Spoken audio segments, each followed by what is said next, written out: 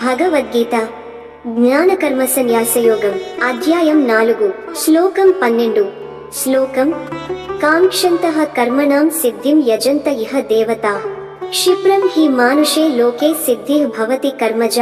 అనువాదం: ఇక్కడ మనుష్యులు తమ కర్మల ఫలాలను త్వరగా పొందాలని కోరుకుంటారు. అందుకే వారు దేవతలను ఆరాధిస్తారు, ఎందుకంటే మనుష్యలోకంలో కర్మజ ఫలాలు త్వరగా లభిస్తాయి. వివరణ: ఈ శ్లోకంలో కృష్ణుడు మానవ స్వభావాన్ని వివరిస్తున్నాడు.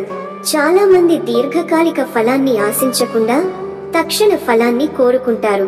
అందుకే వారు చిన్న చిన్న కోరికల నిమిత్తం వివిధ దేవతలను పూజిస్తారు. కానీ ఈ ఫలాలు తాత్కాలికం. శాశ్వతమైన మోక్షాన్ని ఇవ్వగలది ఒకే ఒక్క పరమేశ్వరుడు. తాత్విక సందేశం: మనిషి సాధారణంగా తక్షణ ఫలాన్నే కోరుకుంటాడు, కానీ నిజమైన జ్ఞాని శాశ్వత ఫలాన్ని కోరుకుంటాడు. తాత్కాలిక ఫలాల కన్నా దైవ జ్ఞానమే మోక్షానికి మార్గం. ఈ శ్లోకం మనకు స్థిరమైన దృష్టి, సహనం అవసరమని నేర్పుతుంది. ఉదాహరణ: ఒక విద్యార్థి పరీక్షలో తాత్కాలికంగా నకలు వేసి మార్కులు తెచ్చుకోవచ్చు, కానీ అది స్థిరమైన విజయం కాదు. నిజమైన విజయం కష్టపడి చదివి సాధించడమే.